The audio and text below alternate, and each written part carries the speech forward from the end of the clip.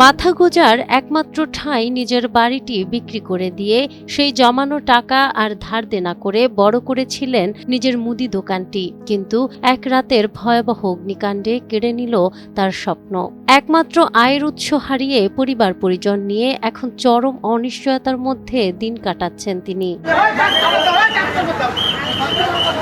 বৃহস্পতিবার রাত 12টার দিকে ফরিদপুরের বোয়ালমারী উপজেলার ময়নদিয়া বাজারে এই অগ্নিকাণ্ডের ঘটনা ঘটে। প্রতিদিনের মতো দোকান বন্ধ করে ইন্দ্রজিৎ বাড়ি যাওয়ার কিছুক্ষণ পরেই দোকানে আগুন লাগে। স্থানীয় বাসিন্দা ও বোয়ালমারী ফায়ার সার্ভিসের দ্রুত তৎপরতায় বাজারের আশেপাশের 15টি দোকান রক্ষা পেলেও রক্ষা পায়নি ইন্দ্রজিতের শেষ সম্বল। তার দাবি, আগুনে অন্তত 20 থেকে 25 লাখ টাকার ক্ষয়ক্ষতি হয়েছে। বাড়িতে হাত মুখ দিয়ে ভিতরে গেছি, কইছি মনে হয় 10 থেকে 15 মিনিটের ভিতর দুইজন লোক যাই ডাকতেছে, দাদা তাড়াতাড়ি আসো, তোমার দোকানে আগুন ধরে গেছে।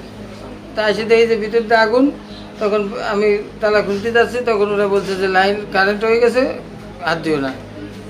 তার কাটে তারপরে উঠতে হাম্বার দিয়ে তার কাটার পর হাম্বার দিয়ে তালা ঠালা ভাঙিয়ে শাটার তুলছে, পানি দিয়েছে। সব হারিয়ে নিঃস্ব ইন্দ্রজিৎ এখন বাঁচতে চান। পরিবার নিয়ে ঘুরে দাঁড়াতে চেয়েছেন সরকার ও সমাজের বিত্তবানদের আন্তরিক সহযোগিতা। সব পুরো একবারে ছাই হয়ে গেছে, মানে একটা চকলেটও বের করতে পারে নাই। তার 20 থেকে 25 লাখ টাকার মাল ছিল, অথবা এর থেকে বেশিও থাকতে পারে। আমি আনুমানিক একটা ধারণা হিসাবে বলতেছি যে সে বাজারে অনেক বড় ব্যবসায়ী, মনে করেন এই পাশে যে কয়টা দোকান আছে সব থেকে বড় দোকানই তার এই দোকানটুকু আছে। তারপরে সে অনেক শারীরিক দিক দিয়েও অনেক অসুস্থ, এবং তার এই দোকান ছাড়া আর কোনো ব্যবস্থা নাই, দ্বিতীয় কোনো ওয়ে নাই। সেই দোকান করেই তার ফ্যামিলি চালায়। বোয়ালমারী ফায়ার সার্ভিসের স্টেশন কর্মকর্তা রয়েল আহমেদ জানান, খবর পেয়ে দ্রুত ঘটনাস্থলে গিয়ে আগুন নিয়ন্ত্রণে আনা হয়েছে। প্রাথমিকভাবে ধারণা করা হচ্ছে বৈদ্যুতিক শর্ট সার্কিট থেকে আগুনের সূত্রপাত হয়েছে। ক্ষয়ক্ষতির প্রকৃত পরিমাণ তদন্ত শেষে নির্ধারণ করা হবে।